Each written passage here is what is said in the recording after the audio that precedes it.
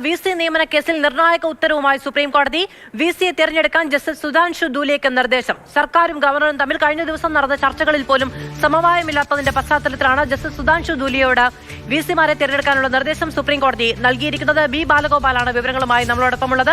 ഇപ്പോൾ വിദ്യാഭ്യാസ വിദഗ്ധനായ ഡോക്ടർ RVG മേനോൻ നമ്മളോടൊപ്പം തത്സമയം ടെലിഫോൺ ലൈനിൽ ചേരുകയാണ്. ശ്രീ RVG മേനോൻ, ഇപ്പോൾ സുപ്രീം കോടതി നേരിട്ട് VC നിയമനവുമായി ബന്ധപ്പെട്ട തീരുമാനം എടുക്കാൻ പോവുകയാണ്. എന്തുകൊണ്ടാണ് ആവർത്തിച്ച് കോടതി ആവശ്യപ്പെട്ടിട്ടും ഇക്കാര്യത്തിലൊരു സമവായത്തിലേക്ക്? നമുക്ക് അറിയാവുന്നതാണ്, രണ്ട് രാഷ്ട്രീയ താല്പര്യങ്ങളാണ്. എന്നിരുന്നാൽ പോലും അതിനപ്പുറത്ത് സാങ്കേതികമായ ഉത്തരവാദിത്വം നിർവഹിക്കുന്നതിൽ സർക്കാരും രാജ്ഭവനും ഒരു സമവായത്തിലേക്ക് എത്തുന്നതിൽ പരാജയപ്പെടുന്നത്. ശാലയുടെ വൈസ് ചാൻസലർ തെരഞ്ഞെടുക്കുന്നതിൽ വൈസ് ചാൻസലർ ആകാൻ പറ്റിയ അക്കാദമിക യോഗ്യതകളും വിദ്യാഭ്യാസ സംവിധാനത്തിനോടുള്ള പ്രതിബദ്ധതയും അദ്ദേഹത്തിന്റെ ആ മേഖലയിലെ റെക്കോർഡുമാണ് പരിഗണിക്കേണ്ടത്. ദൗർഭാഗ്യവശാൽ ഇതൊന്നും അല്ല. ഇത് മറ്റു പരിഗണനകളാണ്. ഈ ആരെ നിയമിക്കണം, നമ്മുടെ ആളാണോ എന്നൊരു ചിന്ത പലരെയും ഭരിക്കുന്നത്.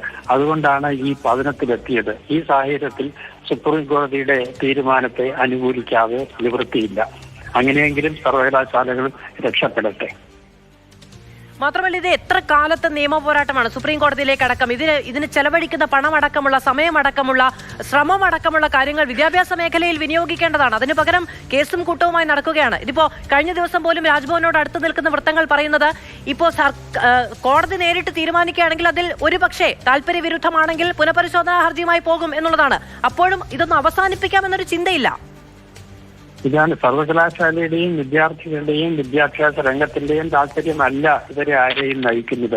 ഇത് വൈസ് ചാൻസലറുടെ കാര്യത്തിൽ മാത്രമല്ല, അക്കാദമിക് ബോഡികളുടെ സിൻഡിക്കേറ്റിനെ നിയോഗിക്കുന്നതിൽ, ഡീൻമാരെ നിയോഗിക്കുന്നതിലെല്ലാം ഇത്തരം പരിഗണനകൾ കടന്നു വരുന്നു. നമ്മുടെ ഉന്നത വിദ്യാഭ്യാസ രംഗത്തെ എന്താണെന്ന് പറയാൻ നിവൃത്തില്ല, നശിപ്പിക്കുകയാണ് ഈ പ്രവണത ചെയ്തിട്ടുള്ളത്. ഇതിൽ നിന്ന് രക്ഷ എനിക്ക് കിട്ടാതെ പറ്റില്ല.